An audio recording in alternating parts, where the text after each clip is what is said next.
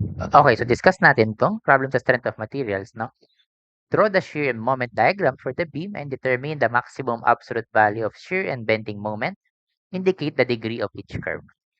Okay, so dito, para malaman natin yung degree, simply, kung ano yung degree ng load diagram natin, plus 1 lang, makukuha mo na yung degree ng shear diagram, plus 2, makukuha mo na yung degree ng moment diagram.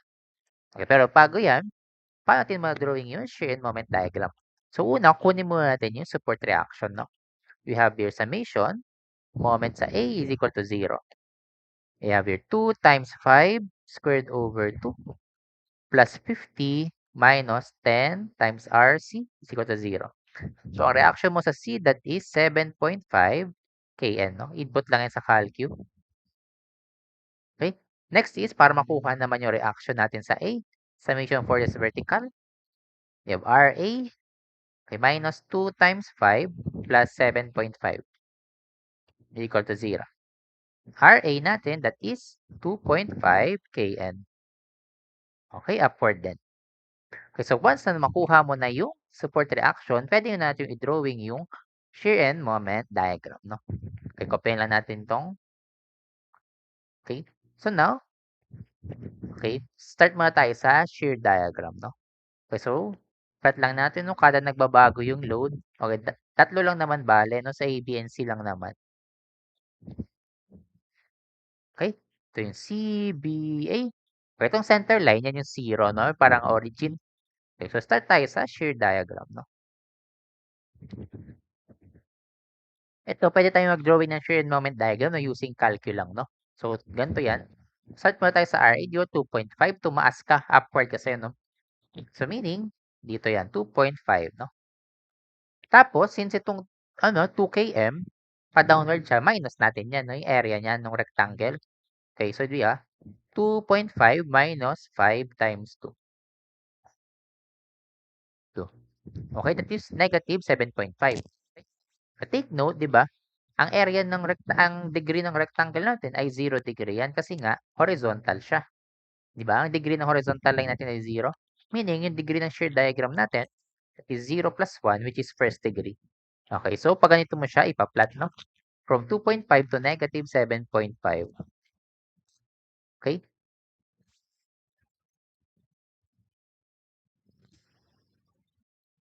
Negative 7.5. Okay, first degree, no? So, sabihin linear, tama?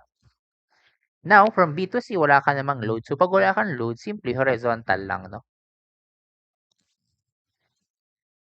Okay? So, last, diba? Negative 7 plus 7.5 ERC natin. At dapat lang 0 yung ating current moment diagram. Okay? So, pag nag-0, ibig sabihin, yung ating diagram. Sa moment diagram naman, i-continue lang natin yung diagram natin, no? Yan, tama? Yan, so yung C, B, A natin.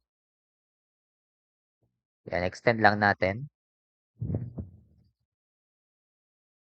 Okay. So now, ang moment diagram natin ay area lang siya ng shear diagram. Okay. So, paano natin makukuha yung area niyan? Dito muna, kunin natin yung area nung nasa taas na triangle, pati yung nasa baba. But take note, hindi pa natin alam to. So, let lang natin yan as x. Okay? Then, di ba ang kabuuan yan from A to B ay 5? So, meaning ito ay 5 minus x. Okay, then we can use similar triangle, no? Kasi linear naman yan, no? Okay. So, applying similar triangle, we have 5 over 2.5 is equal to 5 minus x over 7.5. Yan. Shift solve natin, makukuha mo ay 1.25. Sabihin yung x dito ay 1.25 meter. Kaya na, makukuha natin yung moment diagram ng area lang, di ba? Start tayo sa taas, di ba? Area lang ng triangle, so 1/2 base times, ilan yan? 1.5625. Okay, pa ganyan, no? 1.5625. Diba, di ba, first degree itong nasa shear diagram natin, second degree na to, kaya siya pa curve na, no? Okay, then minus yung triangle naman sa baba, 1/2 times 7.5 times natin ng 5 minus x which is 1.25. Ayun, negative 12.5. Okay, so negative 12.5. So, pag ganito naman yan, negative 12.5. Okay, but take note, meron tayong moment dun sa load diagram natin. So, pag clockwise yan, ibig sabihin positive, no? Okay, ayun yung sign convention din ng moment sa beam. Pag counter naman, negative. Okay, so clockwise yan, so plus 50, no? Plus 50, that is 37.5. Okay, so dito, from negative 12.5, tataas ka dito. This is 37.5. Okay, then last area naman na itong rectangle sa baba, no? So, negative yan, no? So, 37.5, di ba? Minus 7.5 times 5. That is 0. Okay, nag-0 na rin yung moment diagram. Therefore, tama na yan, no? Okay, so, pag ganito naman siya. Okay, kasi di ba ito, horizontal line, so 0 degree yan. So, pagdating mo ng moment diagram, first degree. Okay, so, paline na naman siya. Okay, so, ganyan lang natin, di ba? Mag-plot ng shared moment diagram, di ba? Using calculator lang, na pwede mo na siya indirectly. Okay, so now, may tanong pa dito, ang ano daw yung maximum absolute value ng shared moment? Okay, so, ibig sabihin, maximum absolute, no? Regardless of the sign, kung positive or negative siya. So, ang Vmax natin ay negative 7.5 kN. Mmax natin ay 37.5 kN meter. So, ito na yung ating answer, no? Ayan, makikita mo na siya sa graph, no? Ayan, negative 7.5 tapos 37.5.